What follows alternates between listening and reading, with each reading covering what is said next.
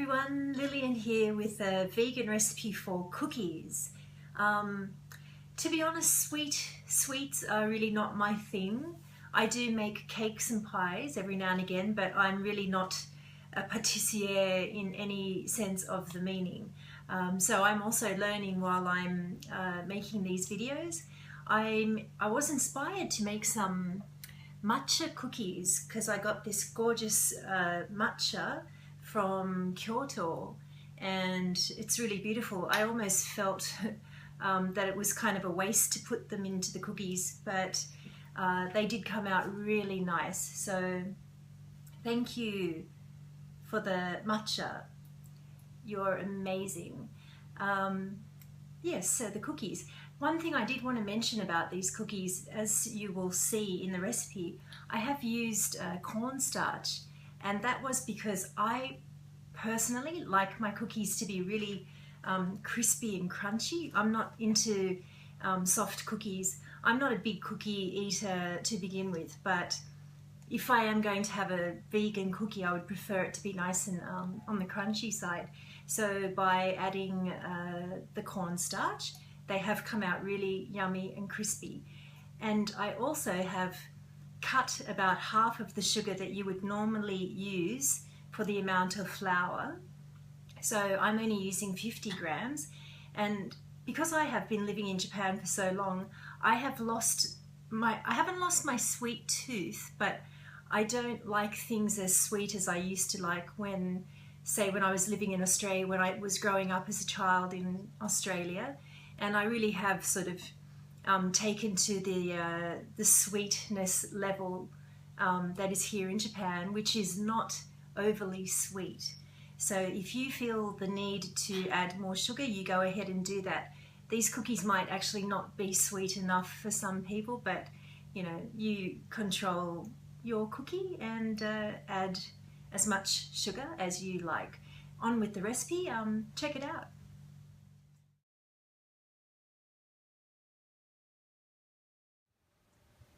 To make the matcha cookies, in a bowl I have 110 grams of plain white flour. To that I'm adding 60 grams of cornstarch.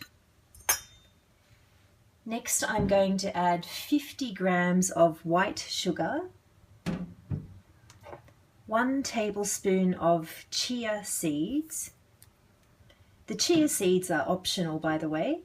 And 1 tablespoon of matcha powder, which is the green tea powder. I'm also going to add just a pinch of salt. Using a fork, mix all the dry ingredients first. Make sure there's no lumps in there.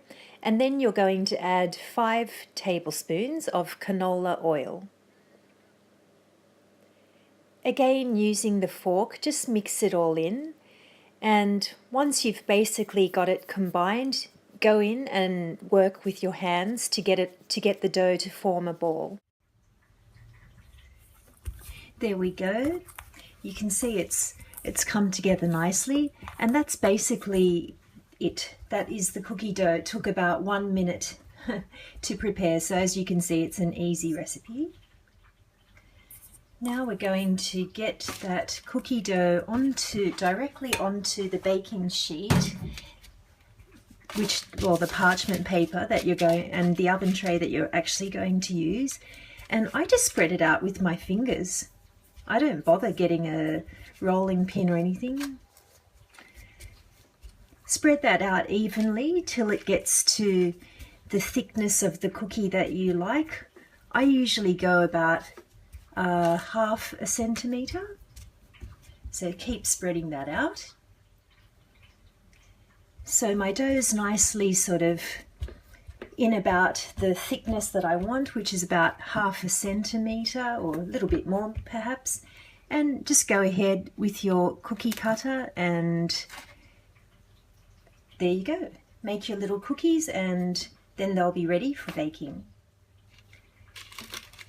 I've just noticed that once I pull out one of the cookies, because I didn't use a rolling pin because I'm lazy, you can see it's sort of not so even on the top, but if you turn it over, it is. So just turn them over and they'll be nice and flat on the top, as you can see. The cookies are now ready for baking in a 180 Celsius oven or 360 Fahrenheit oven for between 15 and 20 minutes. In my oven, 18 minutes works perfectly.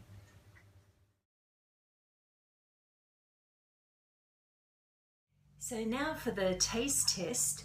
They are really gorgeous. I just added the chia seeds because I had them, and you really don't need the chia seeds, but go ahead and add them if you do. You can also put in flax seeds if you like. Really, it's your cookie. This is just, remember, any recipe that you try, you don't have to follow it from A to Z exactly like, you know, the recipe says. Recipes are just sort of guidelines. So I find most recipes work better when you arrange them and sort of play around with them a bit. So I've got my gorgeous matcha cookie. And listen to this when I bite into it. Listen to how crispy they are because of that cornstarch that I added. So here we go. Itadakimasu.